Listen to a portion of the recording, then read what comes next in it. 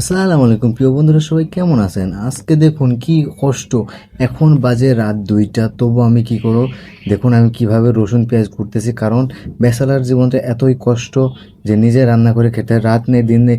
আর ঢাকা শহরে যা অবস্থা, মনে করেন গ্যাসের ঝামেলা, এই জন্য রাত 12টা বাজে, 2টা বাজে, 2:30 বাজে গ্যাস আসতেছে। তাই আজকে আমি না ঘুমিয়ে 2টা বাজে এখন আমি কিন্তু দেখুন পেঁয়াজ কুটতেছি রান্না করার জন্য।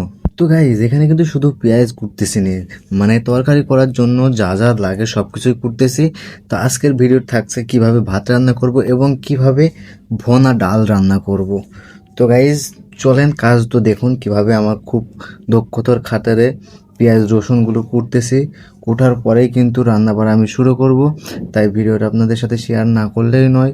তাই আবারও নিয়ে আসলাম ব্লগ। আমার এই চ্যানেলে প্রতিনিয়ত ব্লগ পোস্ট হবে।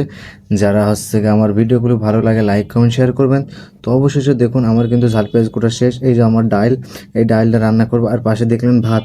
এবার কিন্তু আমি সেটা রান্না করে আপনাদেরকে দেখাবো। তো আমার ভাত প্রায় শেষের দিকে দেখুন ফুটে গেছে। ভাতটা নামানোর পরেই কিন্তু আমি ডাল রান্না করব। তো রান্না করার মধ্যে আমার ফেসটা একটু আপনাদেরকে দেখিয়ে দিলাম যে কত কষ্টের ভিতরে আমি থাকি।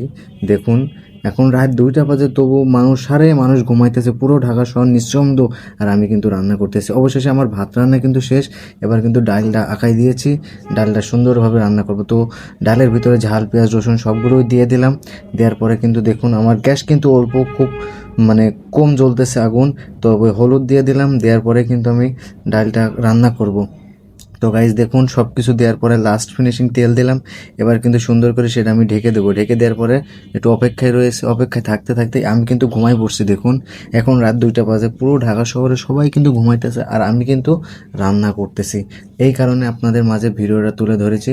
ভিডিওটি ভালো লাগলে লাইক কমেন্ট শেয়ার করবেন। আর খুব দূরত্বই আমার চ্যানেলে এই ভিডিওর পরে আরেকটি ব্যাচেলার জীবন নিয়ে আরেকটা ভিডিও আসতে চলেছে। তো দেখুন ডাল কিন্তু আমার ফুটে গিয়েছে। এই ঝোল ডালই কিন্তু আজকে খাওয়া লাগবে আমার। তো গাইজ ঝোল ডাল না খেয়ে কি খামু কন।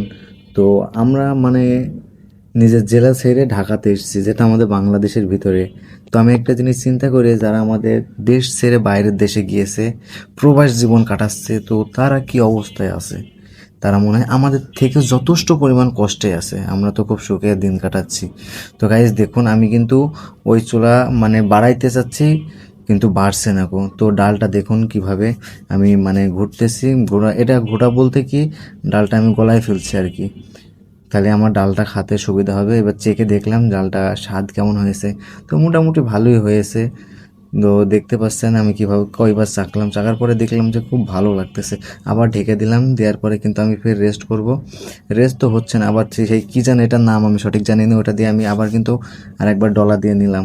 ডলা দেওয়ার পরে দেখুন আমি ফের একবার কিন্তু চেক আপ করতে, তো চেক আপ করলাম। এবার আরেকবার আমি টেস্ট করে দেখবো ডালটা কেমন হয়েছে। ডালটি কিন্তু প্রচুর গরম, এই কারণে ফুদিয়ে দেখাচ্ছি।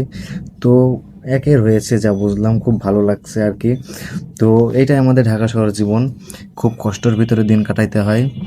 যারা জানে তারা জানে, যারা নিজে রান্না করে খায় তারা জানে। এবার কিন্তু আমি ডালটা করবো, ওই যে কি বলে, তেলের উপরে দিয়ে করব, মানে ভেজে নেবো। যাই হোক একটা হবে, সেটা আমি সঠিকভাবে বলতে পারছি না। কড়াই কিন্তু তেল দিয়ে ফেললাম।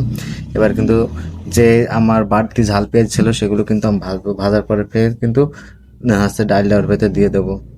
এটা ভাজাই বলে যত সম্ভব, তেলে পাড়া ভাজা। হালকা একটু হলুদ দিয়ে নিলাম।